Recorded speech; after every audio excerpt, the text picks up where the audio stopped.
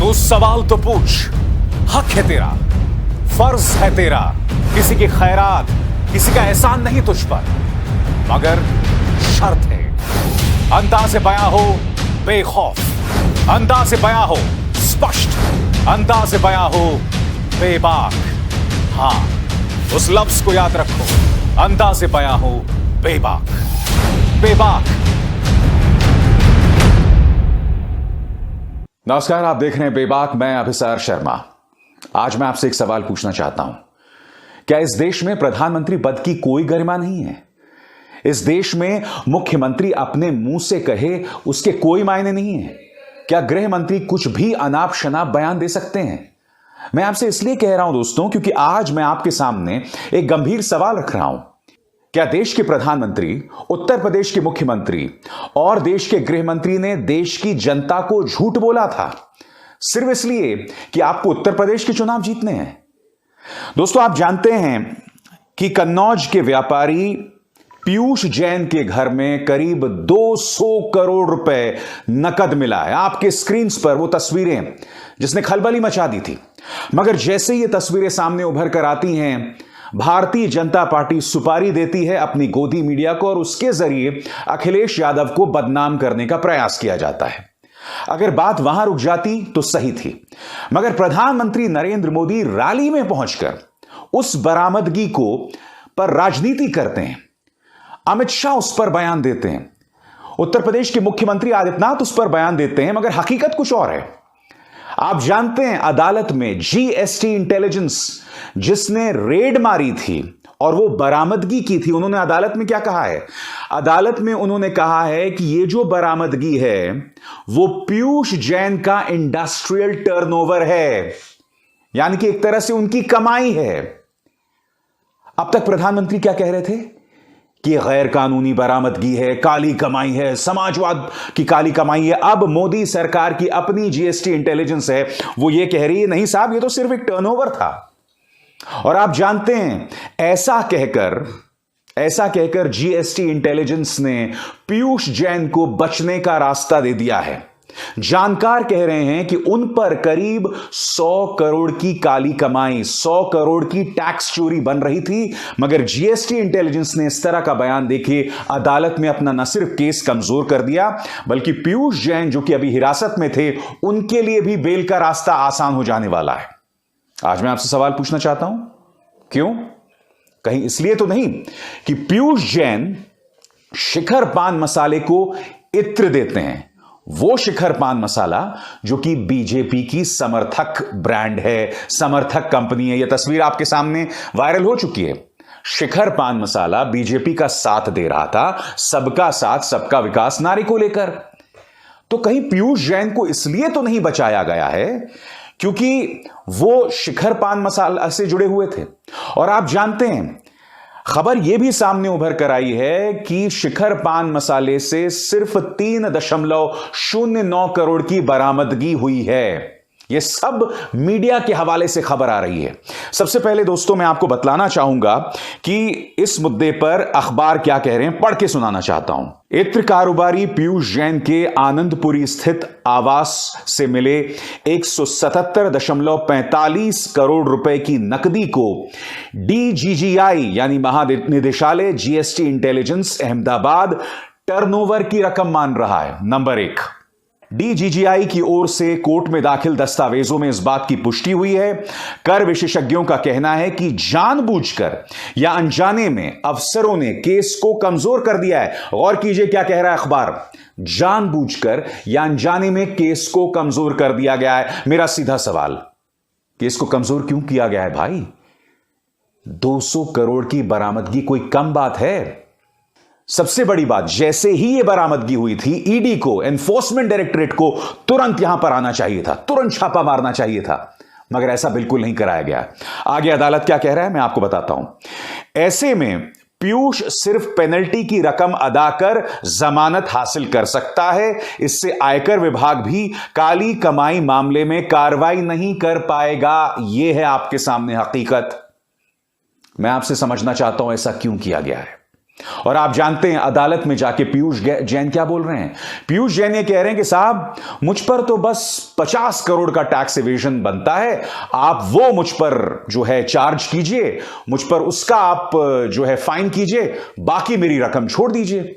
ये आदमी अदालत में जाके इस तरह से बात कह रहा है। अब जीएसटी इंटेलिजेंस की इस गलती के चलते पीयूष जैन न सिर्फ आसानी से छूट जाएंगे बल्कि उन पर कोई कार्रवाई नहीं होगी। मैं तो आपसे समझना चाहता हूं, प्रधानमंत्री नरेंद्र मोदी पूरे देश के सामने चुनावी मंच से इसे समाजवाद पार्टी की काली कमाई बता रहे थे। भूल गए आप अमित शाह क्या कह रहे थे? सुनिए, फिर से सुनिए। कुछ दिन पहले इनकम टैक्स विभाग ने रेड लगाई, भाई अखिलेश को पेट के अंदर बहुत मचलन होगी। क्यों रेड लगा रहे हो? ये राजनीतिक फैसले हैं, ये राजनीतिक द्वेष के कारण रेड लगी है। और आज उनको जवाब देते नहीं बनता है। ये समाजवादी अत्तर बनाने वाले के वहां से 250 करोड़ रुपया कैश मिली है। 250 करोड़ रुपया मुझे बताओ, 250 करोड़ किसका है? किसका है? ये यूपी की गरीब जनता का लूटा हुआ 250 करोड़ ये अत्तर वाले के घर से निकला है मित्रों, अत्तर वाले के घर से।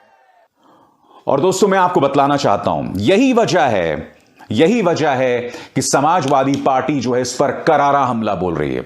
समाजवादी पार्टी का क्या कहना है? अखिलेश यादव कह रहे हैं कि दरअसल इन्हें रेड कहीं और मारनी थी। रेड मारनी थी पुष्पराज जैन, पंपी जैन, जो कि समाजवादी पार्टी के पार्षद हैं, विधान पार्षद हैं, मगर रेड मार दी पीयूष जैन। दोनों एक ही मोहल्ले में रहते हैं। यानी कि किसी ने मोदी सरकार की एजेंसीज के साथ खेला कर दिया। अभी इन्होंने बताया कि कानपुर में जो इत्र व्यापारी पकड़ा गया वो समाजवादियों का है। जो इत्र व्यापारी है वो समाजवादियों का बताया, लेकिन जिस समय सच्चाई सामने आएगी वो समाजवादियों का इत्र वाला नहीं है। वो पैसा अगर किसी का है तो वह भारतीय जनता पार्टी के लोगों का है। भारतीय जनता पार्टी के लोगों का है। और अगर समाजवादियों का है तो हम चाहते हैं कि हमारा पैसा वापस दे दो, चाहे टैक्स ले लो हमसे।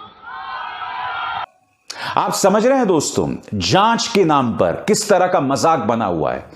हकीकत यह है कि आज की तारीख में जिस तरह से काम हमारी एजेंसीज करते हैं, ईडी करती है या ये डीजीजीआई है, इनके काम को देखने के बाद तो आपको कपिल शर्मा कॉमेडी शो देखने की जरूरत ही नहीं पड़ेगी।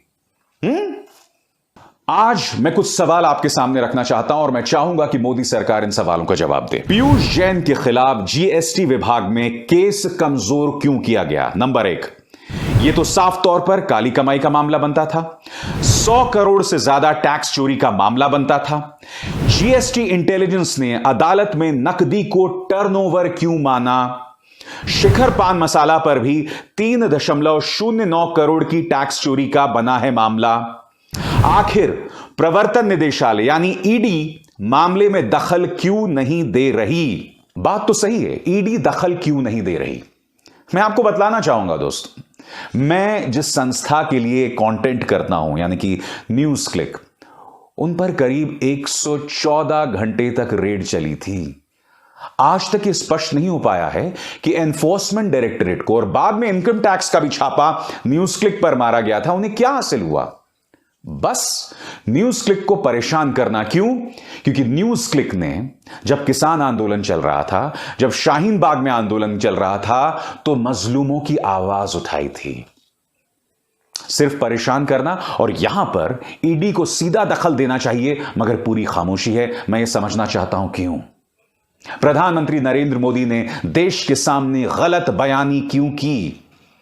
कायदे से मैं कहना चाहता हूं, प्रधानमंत्री आपने झूठ क्यों बोला? मगर मैं आपके पद की बेतहाशा इज्जत करता हूं। मैं चाहूंगा कि आप अपनी किसी रैली में खड़े होकर बतलाएं कि जिसे आप समाजवादी पार्टी की काली कमाई बता रहे थे, वो काली कमाई ना होकर भारतीय जनता पार्टी के गले की फांस क्यों बन गई है। दोस्तों, मैं आपका ध्यान खींचना चाहूंगा कांग्रेस नेता और पूर्व वित्त मंत्री पी चिदंबरम ने क्या कहा। Is the seizure of 257 crore of cash and jewelry in Uttar Pradesh a case of comedy of errors? Instead of searching Pushparaj Jain, was the wrong person Piyush Jain searched? Comedy of errors, मैंने कहा ना साहब आपको, इनकी comedy के सामने Kapil Sharma comedy fail हो जाए। आगे, I suppose the comedy will not end here. As more accusations are traded between BJP and Samajwadi Party, more characters will emerge.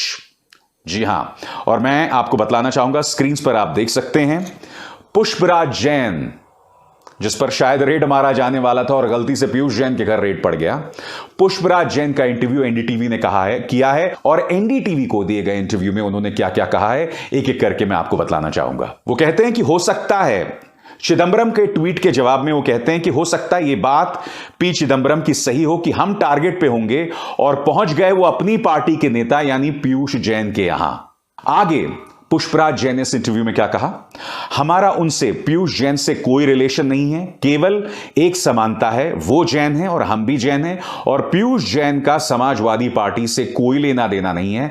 हम समाजवादी पार्टी के एमएलसी हैं, हम दोनों का मोहल्ला एक ही है, बाकी वो कानपुर रहते हैं, कानपुर में व्यापार है उनका यानी पीयूष जैन का, कन्नौज में भी है, सालों से कभी कन्नौज आते हैं तो मंदिर वगैरह में हाय हेलो हो जाती है, बाकी कोई लेना देना नहीं है। मैं फिर वही सवाल आपके सामने रखना चाहता हूं। अहमदाबाद से जीएसटी इंटेलिजेंस की टीम पहुंचती है शिखर पान मसाला के गोदाम में, वहां पर रेड मारी जाती है। वहां पर मेरा सवाल, क्या कुछ ऐसे सुराग मिले जो बीजेपी नेताओं के लिए मुश्किल का सबब बन सकते थे? बताइए। पीयूष जैन के घर में रेड मारती है। कौन पीयूष जैन? जो शिखर पान मसाला को इत्र देते हैं, परफ्यूम देते हैं। ये तमाम चीजें हैं, इस पर किसी मीडिया का ध्यान नहीं जा रहा है। आप देख सकते हैं अंबानी का न्यूज चैनल और उनका ये एंकर, ये यहां पर बाकायदा मानो एक तरह से समाजवादी पार्टी के खिलाफ एक पूरे प्रचार के साथ बैठा हुआ है। मैंने अपने कार्यक्रम में पहले कहा कि अगर पीयूष जैन के समाजवादी पार्टी के साथ लिंक साबित होते हैं तो उसे सार्वजनिक किया जाए, तरीके से सार्वजनिक किया जाए। यह नहीं कि आप मंच पर बैठकर झूठ बोलते रहिए और फिर हकीकत सामने कोई ना लाइए। मोदी जी की कही गई यह बात मुझे याद आ गई। कौन सी बात? खुद सुनिए आप। झूठ बोलो, बार बार झूठ बोलो। सुनिए। झूठ बोलो, बार बार झूठ बोलो, जो भी बोल सकते हैं सब झूठ बोलो, जहां भी बोल सकते हैं झूठ बोलो। हकीकत यह है दोस्तों कि देश की नहीं बल्कि दुनिया की सबसे बड़ी पॉलिटिकल पार्टी बीजेपी के पास सिर्फ एक रास्ता है अपनी सियासत करने का, अपनी राजनीति करने का, कि अपनी पालतू मीडिया के जरिए झूठ बोलो और उसके अलावा कुछ नहीं। इसलिए मैं कह रहा हूं, अखिलेश यादव की लड़ाई बहुत मुश्किल है, और अगर वो ये लड़ाई जीत जाते हैं तो आजाद भारत के इतिहास में उनकी ये राजनीतिक लड़ाई बहुत अहम मानी जाएगी। क्योंकि एक तरफ विपक्ष पर निशाना साधने के लिए एजेंसीज का इस्तेमाल, झूठ का इस्तेमाल, मीडिया का इस्तेमाल, और दूसरी तरफ आप देख रहे होंगे धर्म को भुनाना। देखिए, मुख्यमंत्री आदित्यनाथ ने अयोध्या के बाद अब मथुरा के मंदिर को भी भुनाने का प्रयास किया। सुनिए वो क्या कह रहे हैं। और फिर मथुरा वृंदावन कैसे छूट जाएगा? मैंने कहा ना, इनके पास विकास पर ये लोग चुनाव नहीं लड़ सकते। इनके पास बस एक ही तरीका है कि धर्म के नाम पर या झूठ के नाम पर या नफरत के नाम पर चुनाव लड़ा जाए, और इन्हें लगता है कि भाई जीत इसी के जरिए हम हासिल कर सकते हैं और उसके अलावा कुछ नहीं। कितने शर्म की बात है। मगर इस मंच पर बेबाकी से मैं आपके सामने मुद्दे लाते रहूंगा, उससे पीछे नहीं हटने वाला हूं। अभिसार शर्मा को दीजिए इजाजत। नमस्कार।